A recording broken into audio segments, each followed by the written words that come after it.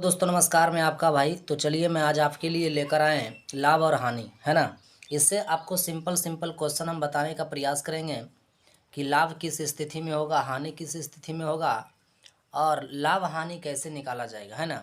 तो चलिए आपको हमने सबसे पहले देखिए ऊपर में लिख रखा है लाभ और हानि यानी प्रॉफिट एंड लॉस। प्रॉफिट यानी लाभ, लॉस यानी हानि। जब भी आप कोई सामान खरीदते होंगे तो आपको लाभ या हानि होता होगा, है ना। चलिए सबसे पहले आप जानिए कि क्रय मूल्य यानी क्रय मूल्य आप किसे कहेंगे। देखिए लिखा हुआ है कि जिस मूल्य पर कोई वस्तु खरीदा जाए यानी खरीदी जाए, जिस मूल्य पर यानी जिस कीमत पर वस्तु को खरीदा जाता है उसी मूल्य को क्रय मूल्य कहते हैं। जैसे मान लिया जाए, हम एग्जाम्पल में तो नहीं लिखे लेकिन आप समझ रहे होंगे। मान लिया जाए जिस कलम से हम लिख रहे हैं उस कलम का कीमत यदि 5 रुपया है तो कलम का क्रय मूल्य हो गया 5 रुपया। समझ गए। यानी इस कलम को हमने खरीदा है 5 रुपया में, तो इस कलम का क्रय मूल्य हो गया 5 रुपया। यानी सीधा आप जानिए कि जिस मूल्य पर कोई वस्तु खरीदा जाए, दुनिया में जितना सामान है उस सामान को कोई ना कोई खरीदता है। जब जिस मूल्य पर कोई खरीदेगा उसी मूल्य को ही क्रय मूल्य कहेंगे। समझ रहे हैं ना।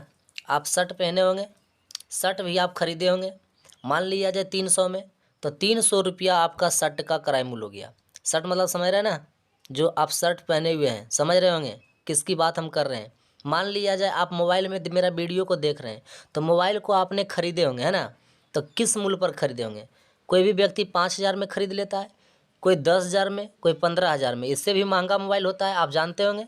तो जिस मूल्य पर वस्तु को खरीदा जाता है उसी मूल्य को तो क्रय मूल्य कहते हैं। तो क्रय मूल्य आप समझ रहे हैं ना। चलिए अब जानिए कि विक्रय मूल्य। विक्रय मूल्य, विक्रय मूल्य किसे कहेंगे। कह रहा कि जिस मूल्य पर कोई वस्तु बेची जाए, जिस मूल्य पर कोई वस्तु बेचा जाता है उसी मूल्य को हम विक्रय मूल्य कहेंगे। बात रह गया, देखिए अभी हमने कलम का बात कर रहा था कि कलम को 5 रुपये में खरीदा था। आपने इस कलम को हमने खरीदा और इस कलम को मान लिया जाए हम बेच दिया कितने में, 10 में।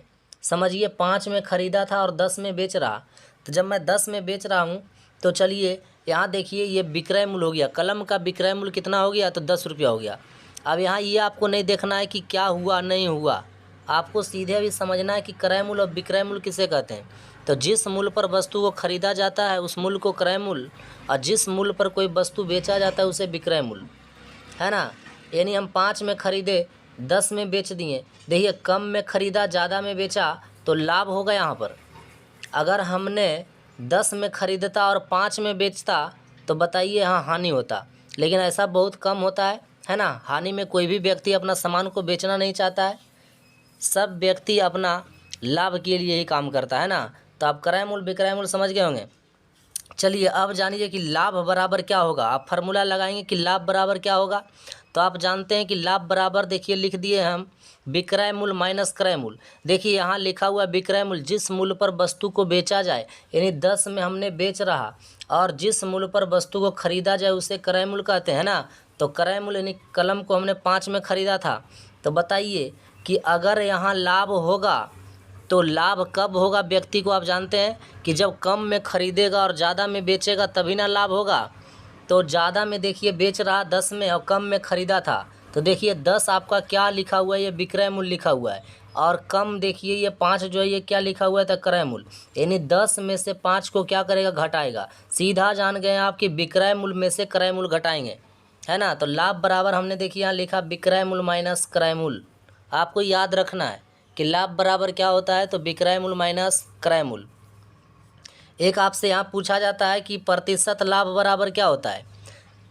प्रतिशत लाभ बराबर क्या होता है। जब आपको लाभ होगा तो कुछ नहीं कीजिएगा, लाभ गुना 100 बट्टा क्रय मूल्य। प्रतिशत लाभ या प्रतिशत हानि जो भी निकलता है वो क्रय मूल्य पर निकलता है। यानी प्रतिशत लाभ बराबर होगा लाभ गुना 100 बट्टा क्रय मूल्य, है ना। लाभ गुना 100 बट्टा क्रय मूल्य। और हानि बराबर आप याद रखेंगे, हानि बराबर क्रय मूल्य माइनस विक्रय मूल्य। हानि कब होगा, जब हमने देखिए यहाँ पर लिखे हैं कि 10 में बेचा था और 5 में ख़रीदा था, तब यहाँ लाभ हुआ था। लेकिन अब इसी को उल्टा कर दीजिए कि मान लिया जाए हमने 10 में ख़रीदा और 5 में बेचा। बताइए 10 में ख़रीदा 5 में बेचा तो हमको घाटा लग जाएगा ना, इसलिए यहाँ हानि हो गया। तो हानि बराबर जो आपका होगा क्रय मूल्य माइनस विक्रय मूल्य। और हानि प्रतिशत या प्रतिशत हानि पूछे तो हानि गुना 100 बट्टा क्रय मूल्य। ये आपका बेसिक है, बहुत आसान तरीके से आपको याद होगा पहले से और समझ भी गए होंगे, है ना। तो चलिए अब हम क्वेश्चन को देखते हैं कि किस प्रकार से हम लोग क्वेश्चन को निकालते हैं। बहुत सिंपल सिंपल क्वेश्चन होगा। चलिए देखते हैं नंबर 1। चलिए देखिए, यहाँ क्वेश्चन 1 में कह रहा क्रय मूल्य 600, विक्रय मूल्य 900, तो प्रतिशत लाभ बतावें। यानी आपसे ये नहीं पूछा है कि कितना लाभ हुआ कितना हानि हुआ, ये नहीं पूछ रहा क्रय मूल्य 600, विक्रय मूल्य 900, तो प्रतिशत लाभ बताएं। तो प्रतिशत लाभ कैसे निकलेगा आप जानिए, ध्यान से समझिए। यहाँ देखिए हमने फिर से लिख रहे हैं, ऐसे तो लिखा हुआ आप समझ ही गए होंगे।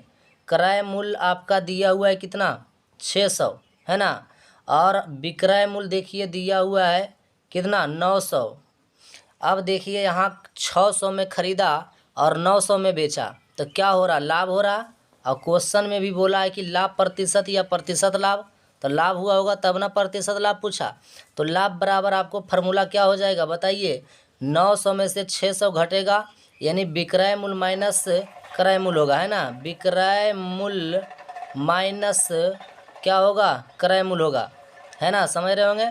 तो चलिए विक्रय मूल्य आपका कितना है 900 और क्रय मूल्य आपका है 600। 900 में 600 घट जाएगा तो कितना बचेगा 300। तो ये आपका 300 क्या निकला, तो ये लाभ निकला, है ना, कि ये 300 आपका लाभ हुआ है। अब जानिए आपसे पूछा है कि प्रतिशत लाभ। ध्यान से देखिए, एक क्वेश्चन आप समझ गए तो सभी क्वेश्चन को आप बना दीजिएगा। इसी टाइप से बहुत सारा क्वेश्चन आपके सामने लिखा हुआ है ना। चलिए लाभ प्रतिशत बराबर अभी हम आपको बताए थे कि लाभ रहे तो लिख दीजिएगा लाभ गुना 100, अब बट्टा में आपका हो जाएगा क्रय मूल्य। बताइए लाभ कितना है, तो 300 है, तो ऊपर लिख दीजिए 300 और गुना में आपका 100 का रहा 100 लिख दीजिए, और बट्टा में क्रय मूल्य देखिए क्रय मूल्य कितना है 600, तो 600 लिख दीजिए। चलिए अब यहाँ आप काट छाट के बराबर कर सकते हैं। काटने का आपका अलग अलग नियम होता है, जो जैसा जानता है वैसे ही काट देता है। चलिए जो सिंपल तरीका से हो उसको काटिए।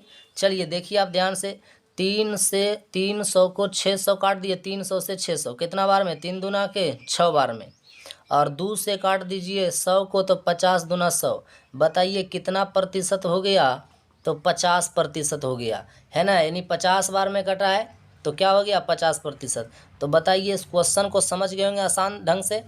चलिए एक क्वेश्चन को हम और बताते हैं, बाकी ये देखिए जितना क्वेश्चन लिखा हुआ है इस सब क्वेश्चन को आप बना लेंगे, बहुत सिंपल है, आप समझ रहे होंगे, है ना। देख लीजिए इसको हमने कहाँ कहाँ क्या किया है। चलिए अब क्वेश्चन नंबर दूसरा देखते हैं। चलिए क्वेश्चन नंबर 2 देखिए क्या कह रहा, क्रय मूल्य 80 रुपया। यानी हम लिख कर बताते हैं, यहाँ तो लिखा हुआ है लेकिन फिर भी आप देखिए एक क्वेश्चन को समझिए। क्रय मूल्य आपका दिया है 80 रुपया, यानी ये 80 रुपया में खरीदा, और विक्रय मूल्य मतलब बेचा, कितना में बेचा, तो 96 रुपया में बेचा। ये दोनों तो आपको समझ में अच्छी तरह से आ गया बात, कि क्रय मूल्य मतलब 80 रुपया खरीदा, विक्रय मूल्य मैंने बेचा यानी 96 में। तो आप बताइए लाभ प्रतिशत आपसे पूछा, तो लाभ प्रतिशत तब निकालिएगा जब आपको लाभ पता चलेगा कि लाभ कितना हुआ है। तो लाभ बराबर आप जानते हैं फार्मूला क्या होता है, विक्रय मूल्य माइनस होता है क्रय मूल्य, है ना। अब बताइए विक्रय मूल्य कितना दिया हुआ है, विक्रय मूल्य दिया हुआ है 96, और माइनस क्रय मूल्य क्या हो जाएगा, तो क्रय मूल्य हो जाएगा आपका 80। बताइए 96 में से 80 चला जाएगा तो कितना बचेगा, आपको घटाने के लिए तो आता होगा, यानी 6 में से 0 जाएगा तो क्या बचेगा 6, 9 में से 8 जाएगा तो 1 बचेगा, यानी 16 रुपया आपका बताइए क्या हुआ, लाभ हुआ। यहाँ तक तो समझ में आ गया होगा अच्छे ढंग से। अब देखिए आपसे लाभ प्रतिशत पूछा है ना, तो लाभ प्रतिशत या प्रतिशत लाभ, है ना, क्या फार्मूला होता है, लाभ हुआ तो लाभ गुना 100, अब बट्टा में हो जाएगा क्या क्रय मूल्य। आपको हमने पहले बताया कि लाभ निकालिए या तो हानि निकालिए, आपका क्रय मूल्य पर ही निकलेगा, है ना। चलिए लाभ आपका देखिए कितना हुआ 16, और गुना में 100 बट्टा क्रय मूल्य क्या दिया हुआ है, क्रय मूल्य 80। अब इसको आप काट दीजिए, 16 से 80 को काट दीजिए, 16 पचे 80, 5 बार में देखिए ये 16 से 80 कट गया। अब इसको आप 5 से 100 को काट दीजिए, कितना बार में 20 बार में, तो आपका यहाँ निकल गया, बताइए कितना प्रतिशत, तो 20% आपका लाभ हुआ। क्वेश्चन को अच्छे ढंग से समझ रहे होंगे। तो अब हमको लगता है कि आपसे ये सभी क्वेश्चन बन जाएगा। सभी क्वेश्चन में आपको एक ही बात कह रहा है कि लाभ प्रतिशत ज्ञात करें। तो क्रय मूल्य देखिए, इधर सब क्रय मूल्य दिया हुआ है, इधर सब विक्रय मूल्य दिया हुआ है। तो विक्रय मूल्य माइनस क्रय मूल्य करके आप लाभ निकाल लेंगे, उसके बाद में लाभ प्रतिशत निकाल लेंगे। ये क्वेश्चन आप समझ गए होंगे अच्छे ढंग से। तो चलिए, यदि मेरा वीडियो आपको अच्छा लगता है तो वीडियो को लाइक कर दीजिए और कमेंट करना नहीं भूलिए, है ना। इससे हमको लगता है कि हमने जो वीडियो में क्वेश्चन बताए हैं वो स्टूडेंट को समझ में आया है ना। तो चलिए, वीडियो देखने के लिए आपको धन्यवाद।